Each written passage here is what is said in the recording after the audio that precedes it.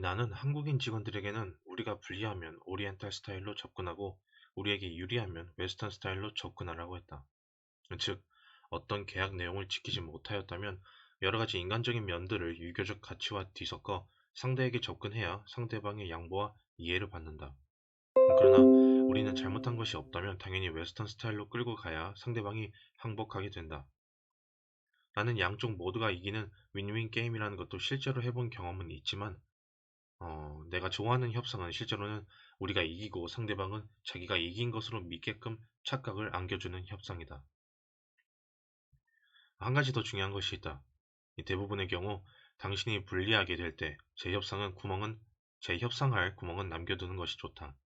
특히 봉급 생활자들은 협상에 임할 때 반드시 당신에게 90%의 결정권은 있지만 이 남은 10%의 결정권은 다른 사람의 허락을 받아야 함을 상대방에 인식시켜야 한다.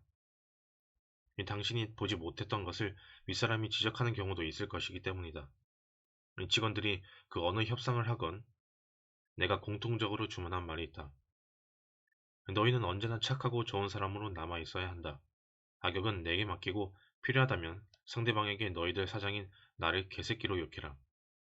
너희는 상대방이 제시하는 조건을 다 들어주고 싶은데 그 쌍놈의 사장 새끼가 결제를 안 해준다고 말해라. 그래야 너희들은 선량하고 마음씨 좋은 사람으로 남게 되는 법이다. 그래야 너희들에게 유리하다. 한편 협상을 할 때 상대방이 악악 소리 지르면서 윽박 지르면 금방 기가 죽는 사람들이 있다. 협상 서적들에서 나왔던 주옥 같은 사례들은 하나도 생각이 나지 않고 아무 말도 못하게 되는 경우 말이다. 이런 경우를 당하지 않으려면 직원들끼리 역할 분담을 하여 여러 가지 상황을 설정하고 연습 게임을 자주 해보는 것이 좋다. 이를테면 우리 측에서 잘못해서 고객이 대단히 화가 나서 고함을 지르고 있을 때는 어떻게 해야 할까? 잘못을 했으니 빠져나갈 방법이 없지 않은가? 이런 경우 절대 변명하려고 애쓰지 말라. 효과적인 방법은 이 잘못을 저지른 직원을 그의 상급자가 고객이 있는 앞에서 이 서류판 같은 것으로 머리를 때리며 고객보다 더 크게 소리 지르며 개새끼, 소새끼 하면서 야단을 고래고래 치고 이 당장 사표를 쓰라고 소리 지르는 것이다. 이때 그 직원이 여, 이때 그 직원이 여자라면 그 자리에서 눈물을 짜는 것도 효과적이다. 남자라면 그저 한없이 슬픈 표정을 지어라. 이렇게 한 뒤 상급자가 그 고객을 조용한 다른 곳으로 데리고 가면 대부분 그 고객은 오히려 담당자에게 미안한 마음을 갖게 되고 문제는 해결된다. 이런 시나리오들을 많이 만들어 놓고는 미리 연습해 보라는 말이다. 나는 학연, 지연, 혈연, 이 배경 없이 홀로서기를 하면서 무릎이 수없이 깨지는 가운데 협상력을 길렀다. 이 사람들 사이의 수많은 일들이 사실 모두 협상에 의한 것이다. 결국 인간에 대한 여러 간접 경험이 필요한데 나에게는 내가 존경하는 작가 최인훈의 관념적 소설들이 인간 군상의 심리를 이해하는 데 도움이 되었음도 알린다. 아울러 협상에 대한 여러 가지 책들을 모두 읽었다고 해서 협상의 모든 것을 알았다고는 결코 생각하지 말라. 그 속성상 공개할 수 없기에 그 어떤 책에서도 언급되지 않는 나 역시도 공개하기 어려운 협상법들이 있기 때문이다. 협상을 잘하는 것을 알려지게 되면 협상하기가 어려워진다. 실제로는 내가 양보하는 것인데도 불구하고 상대방은 뭔가 내게 다른 속셈이 있지 않을까?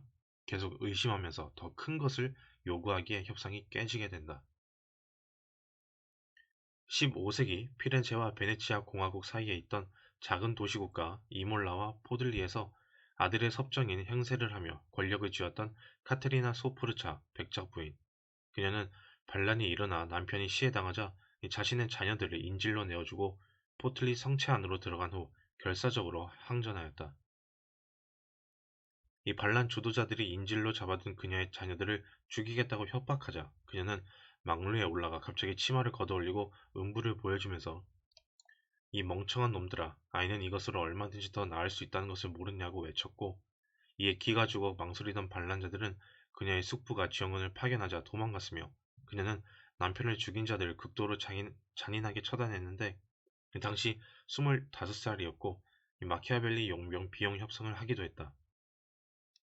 역사 속에서 나는 이보다 더 내 머리를 때린 협상 사례는 보지 못했다.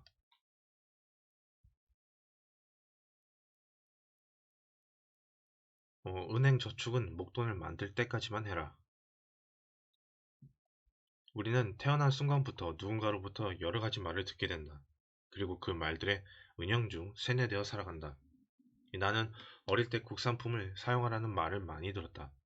그런데 막상 사회에 나와서 느낀 것은 내가 국산품을 사용하는 것과 내가 부자가 될 가능성은 전혀 무관하고 정작 부자가 되는 것은 그 국산품을 만들어 파는 사람들이라는 것이었다.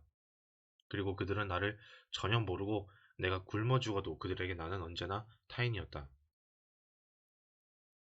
은행에 저축을 하여야 개인도 잘 살고 국가도 부강해진다는 건 역시 우리에게 그렇게 세뇌되어 있는 말이다. 정말 그럴까? 언젠가 초등학교에 다니는 딸이 내게 학교 숙제인데 집에 있는 은행 통장의 종류에 대하여 자세히 알려달라고 한 적이 있다. 이 학교에서 저축의 중요성을 강조하면서 내준 숙제였다.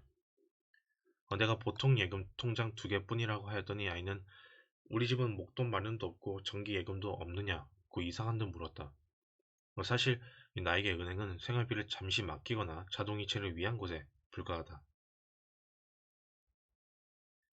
이 70년대 초 내가 고등학생이었을 때 부잣집 친구들의 아버지는 은행 고위층 사람이거나 은행 돈을 빌려 사업하는 사람들이 경우가 많았다. 은행에 저축을 열심히 하는 사람들이 아니었다는 말이다. 나는 내가 저축을 한 돈을 갖고 다른 사람들이 부자가 되는 모습을 지켜보는 것이 싫었고 지금도 싫어한다. 처음부터 나는 은행과는 거리가 멀었다는 말이다. 20대에 내가 처음으로 만들었던 1,000만 원은 아줌마들과 함께한 낙찰개를 통해서였다. 하지만 개는 위험하므로 정말 믿을 만한 개가 아니라면 꼬박꼬박 은행에 저축할 것을 권유한다. 단 목돈을 만들 때까지만이다. 이 목돈을 500만 원이라도 만들면 그 돈은 수익에 따라 움직여야 한다. 한 푼이라도 이자를 더 많이 주는 곳을 찾아다니라는 말이다. 은행에 저금을 많이 하여 저축상을 많이 받는 사람들을 볼 때마다 나는 그 많은 돈을 왜 은행에 계속 넣어둘까 하는 의문을 갖는다. 원금이 보호될 수 있는 한도 내에서 이 종금사나 신용금고, 조합 등과 같은 제2금융권에 분산시켜 놓고 이자는 매월 은행으로 자동 이체시키면 어떨까? 그런 곳은 불안하고 찾아다니기도 불편하고 시간이 소요된다고? 이 뭐가 불안하다는 말인가? 원금이 날아갈 가능성이 있다고? 그렇다면 5천만 원 원금이 보장되는 한도 내에서 하면 될 것 아닌가? 그래도 돈을 맡긴 곳이 문을 닫으면 몇 개월간 그 돈을 찾지 못하지 않느냐고. 그럴 수 있다. 몇 개월 이자를 손해 볼 수도 있을 것이다. 그래봤자 몇 퍼센트에 지나지 않는다. 그 정도는 날릴 각오를 하고 나는 언제나 고금리만 따라다닌다. 하지만 원칙이 있다. 이 법으로 보장이 되는 한도 금액으로 여러 곳에 쪼개 놓는다는 것과 이자는 매월 자동이체로 수령한다는 것. 갑자기 돈이 필요하게 될 때를 대비하여 일정액은 언제라도 찾을 수 있는 곳에 예치한다는 것 등이 그것이다. 나의 좁은 생각인지는 몰라도 어느 나라에서든지 은행들이 부실해지면 이 정부에서 쓰는 수법이 예금 보장 한도액 제도인 것 같다. 그렇게 하면 수많은 사람들이 비 맞은 참새처럼 불안감에 떨면서 자금을 제2금융권보다는 그래도 더 안전하게 보이는 은행으로 옮기게 되고 은행들은 BIS 비율이니 뭐니 하는 것들을 맞추게 되어 안정화 단계로 들어가기 쉽다. 결국 불안감 조성은 은행을 살리기 위한 심리적 전술일 수도 있지 않을까. 즉 다른 금융기관들에 대한 불안감을 조성하고 안정성을 담보로 하여 전략적으로 이자는 조금 줌으로써 예매 마진을 극대화시켜 그 마진으로 부실을 털어내려는 속셈일지도 모르는지 않는가. 음, 이 투신사나 은행 중 자기네가 가장 안전한 곳이라고 광고하는 곳은 이자를 가장 조금 주는 곳이라고 생각하면 틀림없다.